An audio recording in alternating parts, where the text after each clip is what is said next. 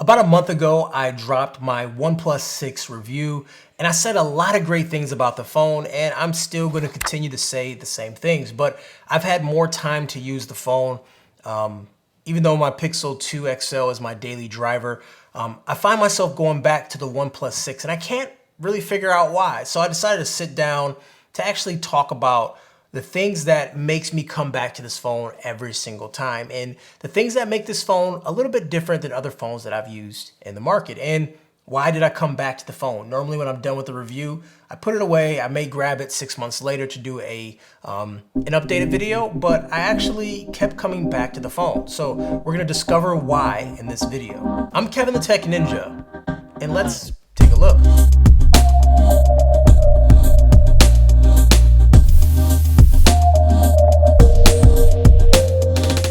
So here's the OnePlus 6 in all its glory.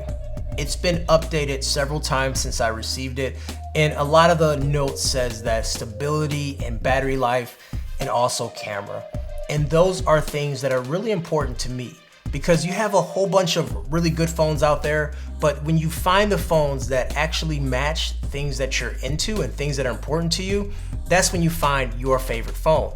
And when it comes to battery life, that is extremely important to me as someone who doesn't want to be tied to a wall all day.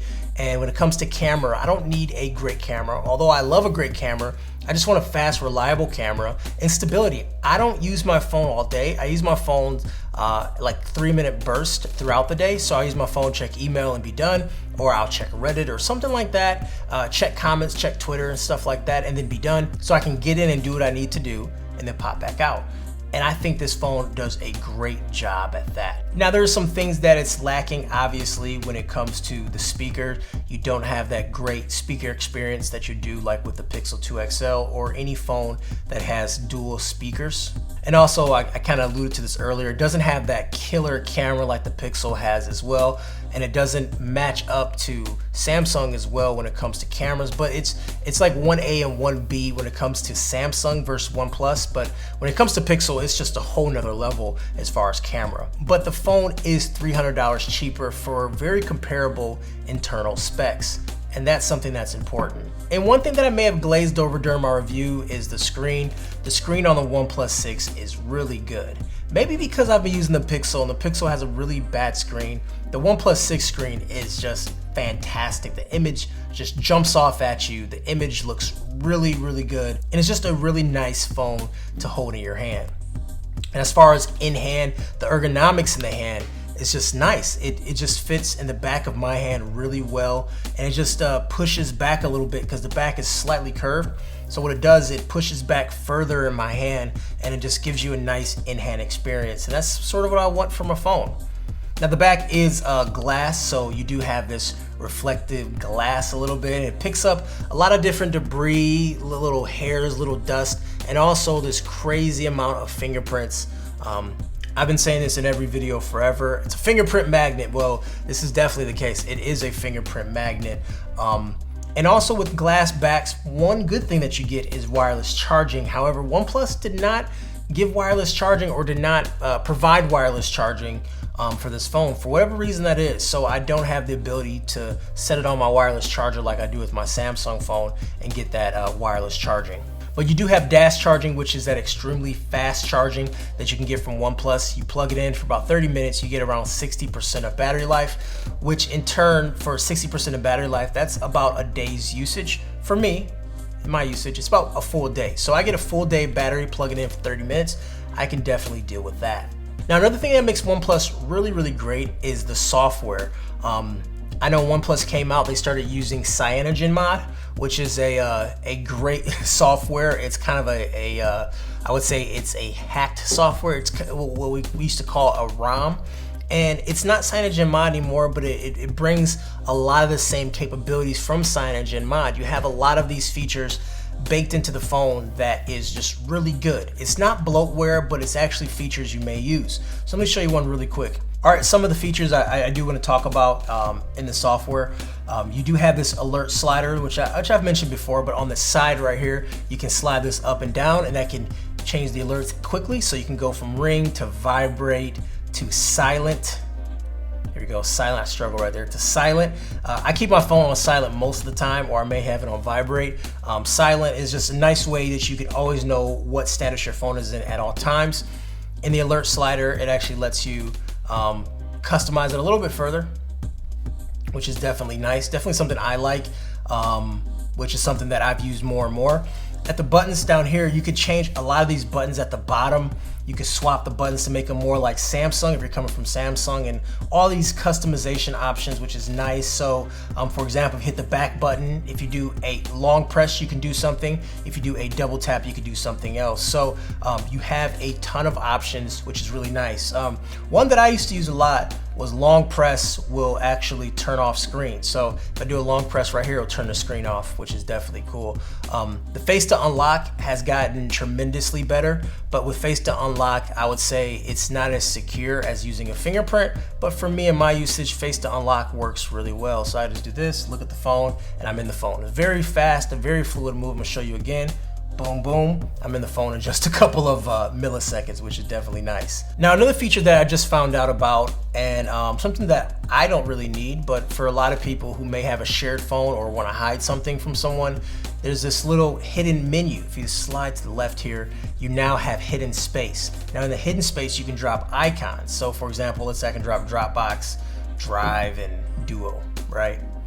And then once I'm done with that, go back and boom, these apps are now in there. So in my normal app drawer, they're not available, they're not here at all. But when I do my slide out is now in the hidden space, which is something I wouldn't use, but if you want to hide something from someone or anything like that, or you can use it as a quick app or a recent apps, or sorry, a frequent apps, you can just put it right there in a slide out menu. All right, another thing that I like is that it has a dual SIM card slot. So if you're overseas and you travel frequently between countries, you could then obviously swap out different SIMs and have your SIMs depending on your region in there.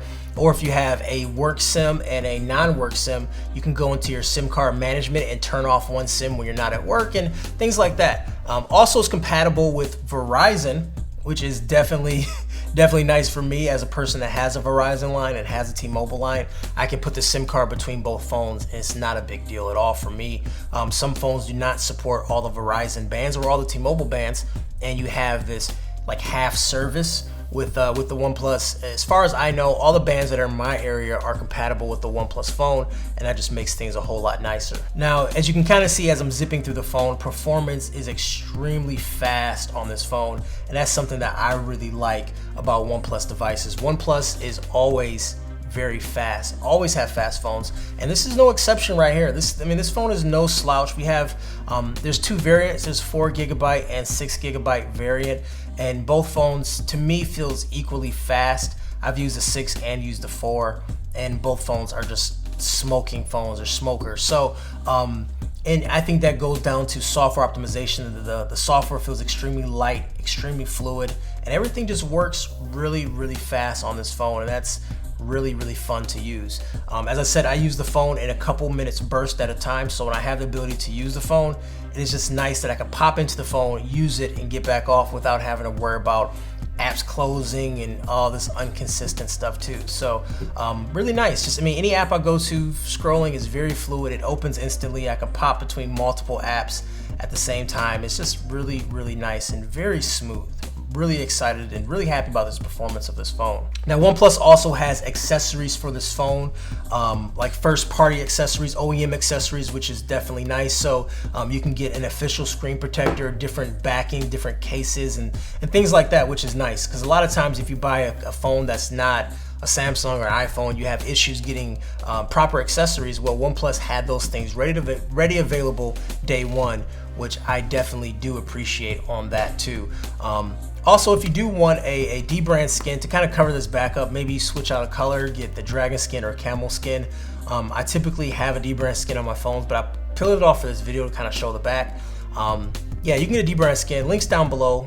For less than 20 bucks, you can just change the back up a little bit and also get some of that grip back. Even though the phone feels good, it doesn't have that grip because this glass here a little bit, it just gets slippery. You don't have the wireless charging anyway, so you can do that to switch things up if you want. But all in all, guys, I made this video to kind of explain why I'm still using the OnePlus 6 and why it's a phone that I can't put down. I still use this phone, I still pick it up and use it quite often, and I have no issues with it at all. It's just one of those phones that can stay the test of time for me. Very rarely I find a phone that I like that much. You had the Pixel 2 XL, and a couple years ago the Honor 8 kind of was in the same category where other phones will come out, I'll use it, but then I always find a way to go back to that phone. Well, the OnePlus 6 is the exact same way. If you're interested in the OnePlus 6, you can just buy one. You know, there's a link down below, or you can wait for the OnePlus 6T. I'm sure one will be coming out holiday season. OnePlus is typically known to drop phones every 6 months, so you can wait.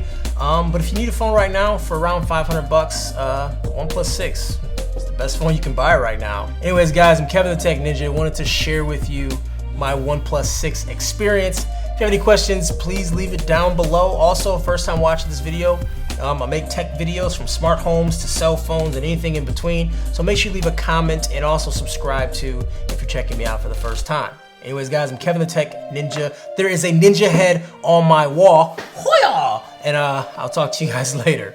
Peace.